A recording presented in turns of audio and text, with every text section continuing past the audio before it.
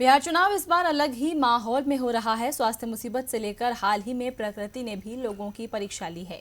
कोसी भी चुनाव में मुद्दा बनी हुई है। कोसी बिहार में नेताओं के लिए किसी वरदान की तरह है। हर चुनाव में बाढ़ से निदान के लिए वादे तो किए जाते हैं, लेकिन धरातल पर कुछ नहीं होता। और डीबी लाइव इस बार कोसी के किनारे बसे फुलपरास पहुंचा, जहां से जन अधिकार पार्टी के उम्मीदवार गौरी शंकर से तमाम मुद्दों पर बात की।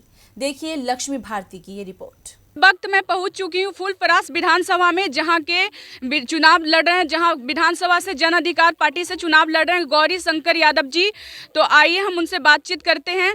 स्थिति देखिए, बहुत ही दयनीय स्थिति है। हम जिन सड़कों से गुजर कर आ रहे हैं वो सड़क बहुत दयनीय थी और चारों ओर बाढ़ आता है। इसके कारण कोई भी घर हमें मरम्मत नहीं दिखा।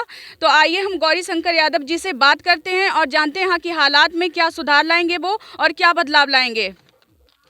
में खड़े होंगे, जीतने के बाद आप क्या बदलाव, आपकी अपेक्षाएं ज़्यादा जनता से, आप क्या कर सकते हैं? देखिए मैम, ये कोसी का दियारा इलाका है और ये खास करके फुलपरास विधानसभा का 9 पंचायत जो कोसी के गर्भ में छुपा हुआ है। आज तक इस तरह आज़ादी के बाद भी इस तरफ किसी ने ध्यान नहीं दिया। अभी तक आज़ादी यहाँ पहुँची नहीं है। ये इलाका अभी लगता है कि कोसों दूर आज़ादी से कोसों दूर है। तो मेरा पहला प्रयास होगा, अगर हम लोग की सत्ता और सरकार में भागीदारी बनती है तो हम लोग ज़रूर पहले, और मेरा घर भी इसी इलाके में, कोसी इलाके के हम भी हैं, तो ज़रूर इस इलाके के लिए, समृद्धि के लिए और यहाँ के लोगों के लिए जरूर मेरा पहला प्राथमिकता यहीं के लिए होगा। लेकिन आपका कहना सही है, ये कोसी शोक की लहर नहीं है। कोसी में रहने वाले लोग बहुत ज़्यादा खुशहाल हैं। अगर इसको सही से संजोया जाए तो यहाँ जितना उर्वरा शक्ति है यहाँ की मिट्टी में और जितना एक्सेस वाटर यहाँ पर है, तो यहाँ तो लोग बहुत ज़्यादा खुशहाल हो जाएंगे। इसको सही ढंग से सिस्टम से अलग कर दिया गया है। अगर इसको सही वे से अगर तटबंध की व्यवस्था किया जाए, पानी को एक समुचित व्यवस्था के साथ निकाला जाए अगर इस इलाके से, तो ये इलाका बहुत खुशहाल हो जाएगा और इस पानी का समुचित उपयोग भी होगा। इस इलाके में बहुत चुनौतियां हैं। देखा जाए तो रोटी, कपड़ा, मकान, यहाँ पे ना रोटी की कमी भी है, कपड़ा, मकान सबकी कमी है, क्योंकि यहाँ पे बाढ़ आता है और हमेशा बाढ़ आकर के यहाँ की जो भी चीज़ें हैं उसे ख़राब कर देता है। तो आप इसमें क्या बदलाव लाएंगे और कैसे इसमें परिवर्तन लाएंगे? देखिए मैम, यह बाढ़ आती नहीं है, बाढ़ लाया आता है। ये दुर्भाग्य है इस इलाके का, और ख़ास करके उन तमाम राजनेताओं का मैं कहूँगा, यहाँ बाढ़ आती नहीं है, बाढ़ लाया आता है। इसको कंट्रोल किया सकता है। इस इलाके में आप आए होंगे, यहाँ भूखा और बेरोजगारी यहाँ बहुत बड़ी गंभीर समस्या है। न इस इलाके में कोई कल कारखानाएँ हैं, न कोई उद्योग धंधा है, न हॉस्पिटल है, न स्कूल है, न कोई सिस्टम है, न सड़क है। तो यहाँ अभी सुधरने में यहाँ समय लगेगा, लेकिन इसलिए हम लोग इसमें पहल कर रहे हैं और हम इसलिए इस राजनीति में आए हैं। इस सिस्टम के खिलाफ हम लोग के हमारा नेता और हमारा पार्टी आवाज़ लगाया है और हम लोग ऐसी व्यवस्था को हम लोग दुरुस्त करने के लिए जन अधिकार पार्टी और पप्पू यादव की सरकार यहाँ पर जरूरी है। और इस कोसी का बेटा पप्पू यादव है और इस दिशा में जरूर हम लोग पहल करेंगे और इसी को खुशहाल करेंगे। पप्पू यादव जी इस बार बाढ़ में बढ़ चढ़ की भागीदारी ली और लोगों की बहुत मदद की, इस पर आपका क्या विचार है?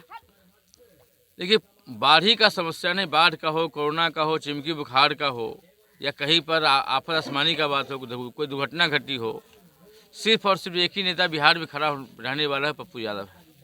अगर आज वोट मांगने की हक की बात कहेंगे तो सिर्फ बिहार में एक ही नेता हो, पप्पू यादव है, जिनको वोट मांगने का अधिकार है।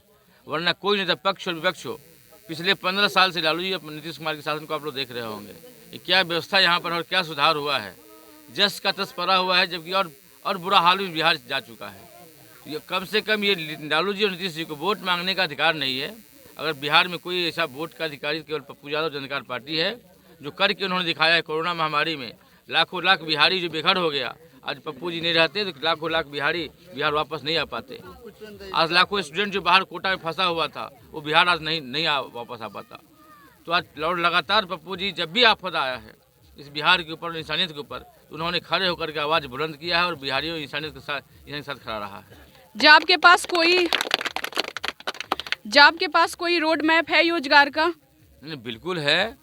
उन्होंने हमारे घोषणा पत्र आपको मैं दे दूंगा।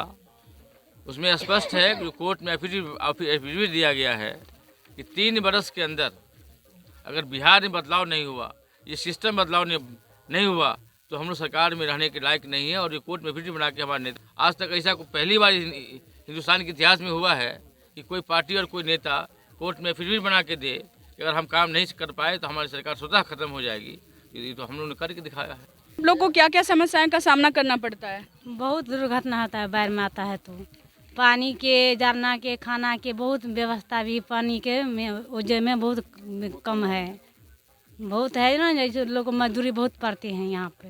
यहाँ पे शिक्षा में क्या कहेंगे? आपके छोटे छोटे बच्चे हैं, क्या आप अपने बच्चों को पढ़ाते हैं यहाँ पे? नहीं पढ़ाते हैं, ये बाढ़ की समस्या में, बाढ़ की समस्या से हाँ। शिक्षा में भी प्रभाव आ रहा है नहीं, यहाँ पे? हाँ नहीं पढ़ पाए हैं बाल बच्चे। समस्याएं यहाँ पे आप विधायक बनने के बाद क्या क्या करेंगे?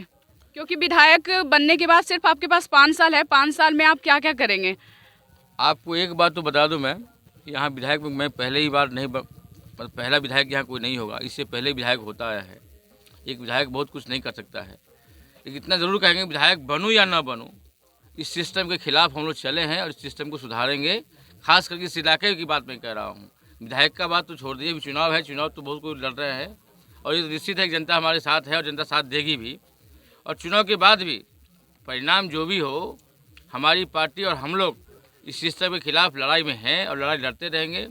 कम से कम यहाँ जो स्वास्थ्य की व्यवस्था है, शिक्षा की व्यवस्था है, इसके खिलाफ हम लोग का आवाज़ जारी रहेगा, जंग जारी रहेगा और इसको हम लोग अपने से सुधारेंगे। सरकार किसी की बने चलेगी, यहाँ पप्पू सरकार और जन अधिकार सरकार की बात यहाँ चलेगी। जन अधिकार बहुत बहुत धन्यवाद सर, लाइव टीवी से बात करने के लिए बहुत बहुत धन्यवाद। देखते हैं 10 तारीख चुनाव के बाद इनके वादे कितने सही होते हैं। बने रहिए हमारे साथ, डीवी न्यूज़ के साथ।